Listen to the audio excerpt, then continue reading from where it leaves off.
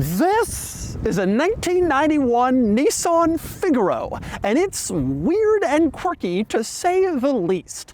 The Figaro is a tiny car, much smaller than a Mini Cooper, but it's also a retro car meant to evoke the 1950s, back when cars were huge. That's just the beginning of the weirdness with the Figaro, and today I'm going to review this car and show you all of its many quirks and features. Before I get started, big news, this Figaro is currently for sale and it's being auctioned live on Cars and Bids. This is a ridiculous car, but very cool, with a convertible top and a design that's sure to turn heads everywhere you go, and it can be yours on Cars and Bids. So once you finish watching this video, click the link in the description below to visit the live auction for this crazy Nissan Figaro, where you can bid on it and buy it only on Cars and Bids. All right, time for the quirks and features of the Nissan Figaro. And I'm going to start with an explanation of exactly what this thing is and how it came to be. How did a Japanese car company create a 1950s retro car in the 1980s, complete with a convertible top and chrome trim? So, I take you back to the mid to late 80s. Nissan has a subcompact car called the March. In some markets it's called the Micra, but in Japan it was called the March, and it wasn't selling all that well. So Nissan did an internal competition among their designers to create a slightly different, rebodied version of the March that would add interest and make it sell. That car was called the B1. That's BE, like to be or not to be, -1. And it was a March, but with a different body that looked retro and cool and funky and hip, and people loved it. Suddenly, this subcompact car that wasn't selling all that well, there was this new special edition version out, the B1, and there were lines out the door trying to get one. And so Nissan had an idea. Let's make more weird retro cars based on the Nissan March. And that's exactly what Nissan did. Over the next few years, they came out with 3 more weird little retro-inspired cars based on the March after the B1. And they all came out of Nissan's Pike factory, which is a bit of a misnomer because there was no actual special factory set up to make these cars. They were built in conjunction with a Nissan partner. Instead, the term was applied to just make them seem cool and special and distinctive and create some mystery. The Pike factory cars. There was the Nissan Pow, which was a hatchback just like the Nissan March, but a weird one with a totally crazy look that was distinctive and special and exciting. There was also the Nissan S Cargo. I owned one of these cars. It looked like a snail, and it was called the S Cargo because it was a cargo vehicle, and S Cargo in French means snail. It was very clever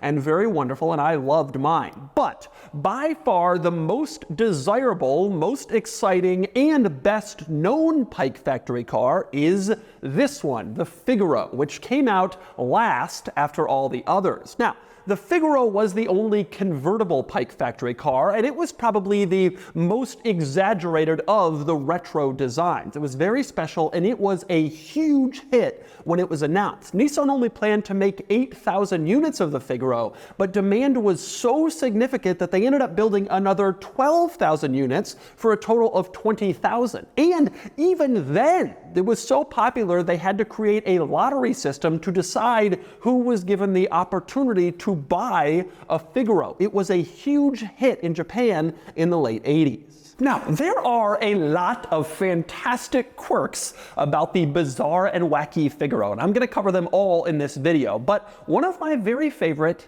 is the colors. To you, this car might look green, but no, it's actually spring. You see, the Figaro came in only 4 colors, and each one was meant to represent a season. in the calendar, in the year. So this green color, which I think was technically called like emerald mist, was the spring color. There was also a light blue, that was summer. There was a gray, that was winter, and there was sort of a light brown, which was fall. The four colors representing the four seasons, and things only get weirder from there. Now, one of the Figaro's most distinctive quirks is its design, and specifically its 1950s-inspired design language, which uses a lot of the tropes and touches of 1950s vehicles. The best example, of course, is the chrome trim, which goes down the sides. By the 80s, chrome trim was long gone, but it was common in the 50s, and so the Figaro has it. An upper chrome strip and a lower chrome strip, really emphasizing that 50s design language. You also had large circular lights up in front, just like 50s cars did, and in back, just like 50s cars did, again to mimic that era of design. Then there were the wheels, which you can see are white with a silver dish in the middle. These were meant to represent the white wall tires that were common on 1950s cars. They couldn't actually sell it with white wall tires, that wasn't a thing anymore, and when you replaced the tires, it ruined the look of the car, so they turned the wheels into sort of a faux white wall tire look with a chromed hubcap or wheel cover in the middle to further drive home that 50s design language point. And the chrome continued on the bumpers. You can see a chrome front bumper here, just like the big old chrome bumpers in 50s cars. Well, here it's in a late 80s, early 90s car, but it looks the part. Same deal in the back. You had another chrome bumper that just looked perfect and wonderful. Really, the Figaro is a pretty amazing take on a 50s car, just scaled down to late 80s, early 90s Japanese car dimensions. If you told AI to make you a 50s car, but really small and Japanese, this is exactly what it would show you. The crazy thing is, Nissan actually built it. And beyond the 50s look of this car, there are a few other interesting exterior quirks, one of which was there was no Nissan badging or branding anywhere on this car. Above the license plate on a chromed surround, you had Figaro printed, but not Nissan. Up front, it said Figaro as well, with a special distinctive emblem, and it did say Nissan, but very, very tiny. That was it. You didn't have any other Nissan logos anywhere on this car. Even the key doesn't say Nissan, but instead it says Figaro in the same distinctive font, letting everyone know that this was something special, something different from an ordinary Nissan. But it is when you climb inside the Figaro that you are really hit with an explosion of 1950s retro insanity and wonderful and amazing quirks. Just open up the door and the first thing you see is the seat. This overstuffed leather seat with lines down the center looks just like what you would have gotten in a 50s car. Nice piping on the sides. This really looks like a 50s car bucket seat, which you would expect for a 50s retro car. The steering wheel is this thin-rimmed, three-spoke painted affair that again reminds you exactly of what you would have found in a 50s car. But the especially great thing they've done in here is the wonderful use of chrome all throughout. For instance, rimming the gauges, the tachometer and the speedometer, you have this chrome trim like you would have had back then. These switches to turn on various things feel like 1950s style old school switches to turn on stuff instead of the plastic buttons that would have been around in the early 90s. Even the climate controls have this chromed faceplate on them, as you can see, and then painted switches that you move them side to side. Interestingly, the climate control display is all in English. It's almost as if they knew that this crazy car would someday be highly desired in the UK, where it's really popular, popular, and in the United States, and it would eventually find its way there, and so English made the most sense for the presentation of this stuff. Next up, check out the radio, which is of course in the center control stack here. The tuner dials for the radio are old school chromed ones that you would normally see in an old 50s radio, and the painted buttons further drive home that point. Plus, the clear circular buttons in the center kind of have a similar feel to an old school radio, something you definitely wouldn't have seen in the late 80s and early 90s. Also similar to a car from the 50s is the turn signal stalks, which you can see are painted and very thin. Those were two common features of cars from that era, the signal stalks, and it's what you have here in the Figaro to mimic that. The warning lights, as you can see over on the side, are all chrome rimmed and individual warning lights, just like you got as warning lights started to develop in cars in the 50s and 60s. It works. Even the font they use in the gauges is sort of this old school, serious, back in the day font, not something you would have used in the 80s with its italics and orange numbering. It fit the feel of this car. And then there was the Fleur de Lis logo. You can see it on the floor mat, sort of like this flower design that showed up all over the place in this car. You can see that design is also repeated on the horn in the center of the steering wheel. The chrome surround on the horn shares that flower design. Same deal on the window switches. The power window switches have that same flower design, not just your typical window switches. And the chrome surround of the door handle also has that same flower design you saw in those other places. If you look further, you'll see it in other spots. The climate control faceplate, the edges of it have that sort of flower design curve like you saw elsewhere. And even the pieces on the stereo that you twist, these little chrome tabs that come off the dial, those share that same flower design you saw in so many other places. You can also find that flower design on the door sill. Getting inside this car, you have this chrome strip like you would in a 50s car, and it ends with this sort of three-pronged flower just to drive home the point and bring you some 50s continuity. But what you are undoubtedly most interested in with the Figaro is the top and how it works and what it does. So here's the deal. Right now, as you can see, the top is down, and I can stick my hand out the glorious roof, and it's all open air. But if you want to put the top up, you start in the driver's footwell, where you see a little switch. You pull that switch toward you, and it releases the top boot in back. You go back there, you lift up the top boot, and that is where the top is stored. And from there, you lift the top out of the top boot, you take the top and pull it all the way over the car and stick it roughly in place, and then you close the top boot.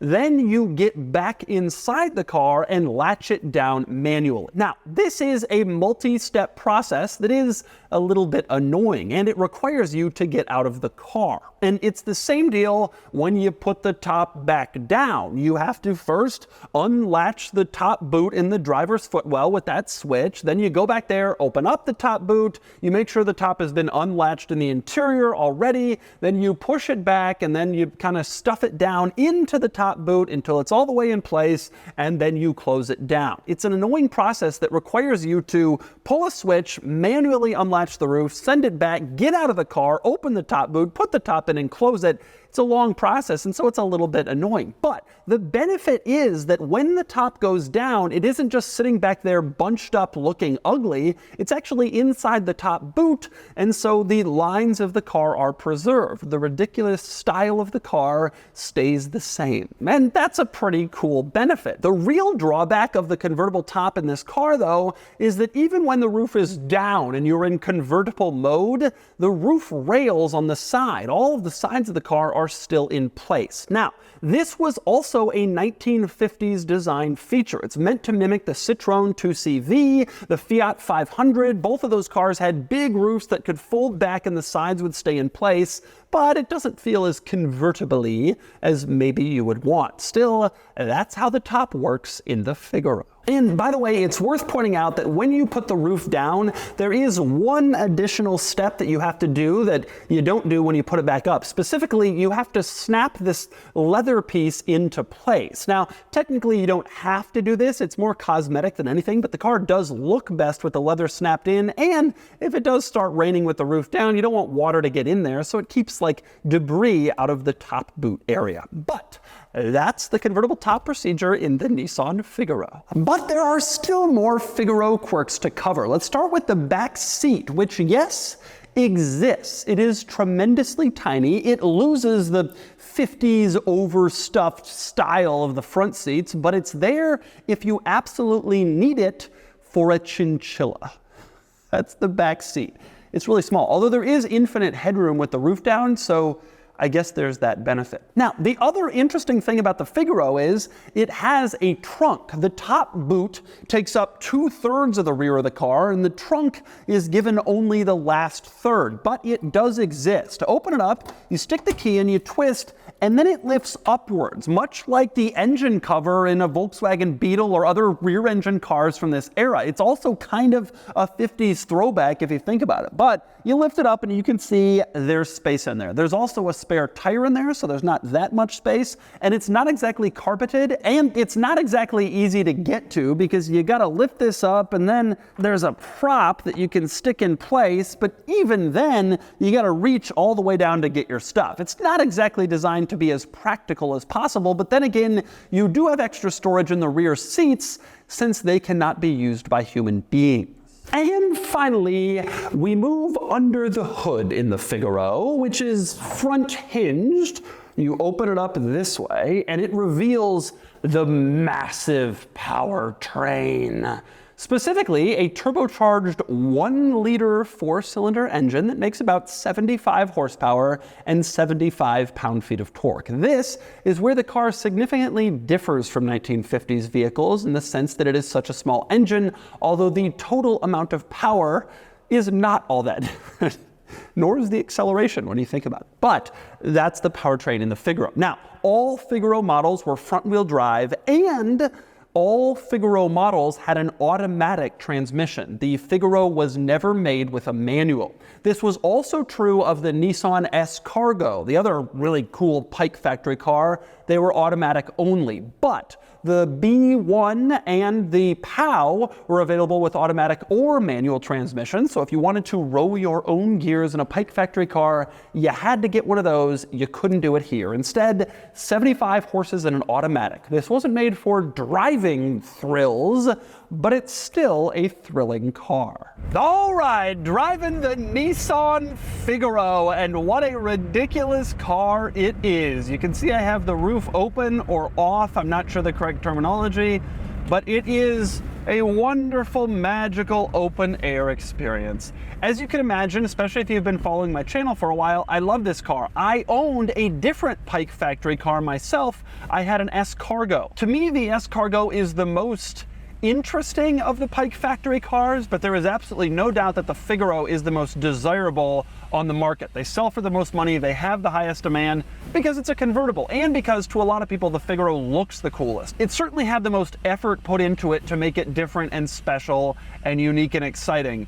The S-Cargo, as cool as it was on the outside, was really just kind of a fairly traditional car on the inside. This obviously not like that at all, as you've seen. So what is the driving experience like? Well, we are right-hand drive, obviously. All of the Figaros were, since they were all sold new in Japan, and we are automatic transmission, which again, all of the Figaros were. As a result, you might think the car is not particularly fun to drive, but that is not the case. On the contrary, it is quite exciting to drive for several reasons. Number one, you're acutely aware at any point while driving this car of exactly what it is that you're driving. Like you realize very easily that you're in something absurd and ridiculous, and that adds to the fun. A lot of absurd and ridiculous cars on the inside don't really let you remember that they're absurd and ridiculous. It's more for people on the outside. But this car, you look out over the Easter colored bodywork, you can clearly see that, and you have this whole interior that looks like the 50s in this laughable and ridiculous way. And so this car looks wonderfully absurd, and it feels wonderfully absurd when you're driving it, which is so much fun. It contributes to the fun. Then you have the open roof situation, which is obviously great.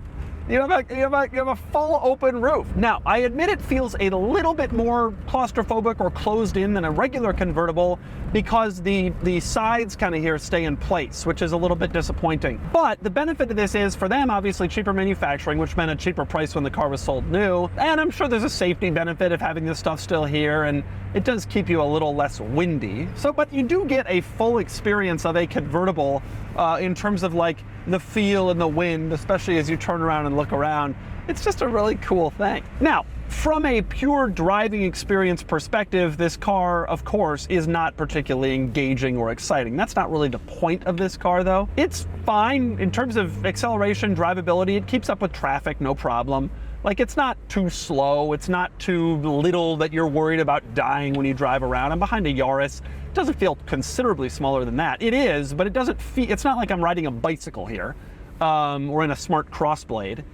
Generally speaking, it feels just fine on the road. But it's a car that I would definitely want to limit to, you know, some lower distance driving around town, that sort of thing. That's what this is for. That's where this is most fun. You get out on freeways. That wasn't the original intent of this car, and I think it wouldn't really reward you with the driving experience. But it is a very cute little car, and it's just fun to drive around because it's so cute and so little and so ridiculous.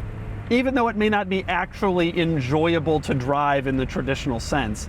It certainly isn't a sports car. You're certainly not ripping it around, but you are sitting behind this great 50s style dashboard with this, you know, thin rimmed steering wheel with chrome accents everywhere and an open roof, and it does feel special. And honestly, as much as I don't love driving right-hand drive cars, that generally applies to performance cars where you're really trying to enjoy them. In this car, I think it kind of adds to the novelty. It's like, hey, I have this ridiculous car. It has a ridiculous look, a ridiculous roof, a ridiculous backstory, and it's also right-hand drive, and that just makes it even more ridiculous. The fun thing about this car is it's basically impossible not to have fun when you're driving it around. It's basically impossible not to be smiling and not to think that it's cool and cute.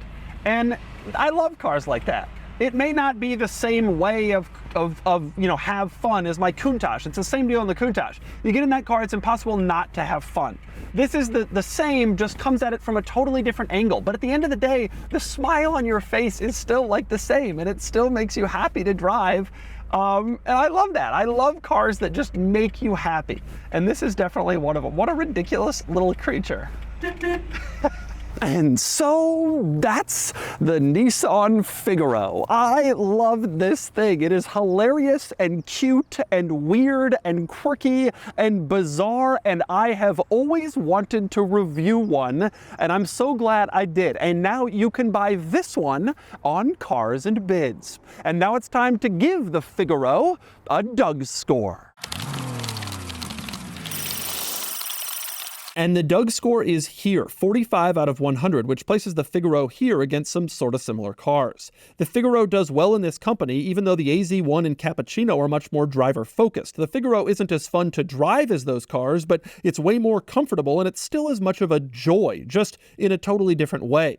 The Figaro really is a cool, quirky, exciting little car, and it turns a lot of heads for its price point. It may not be a supercar, but it'll still put a smile on your face every single time you get behind the wheel, or even when you just see it parked in your garage.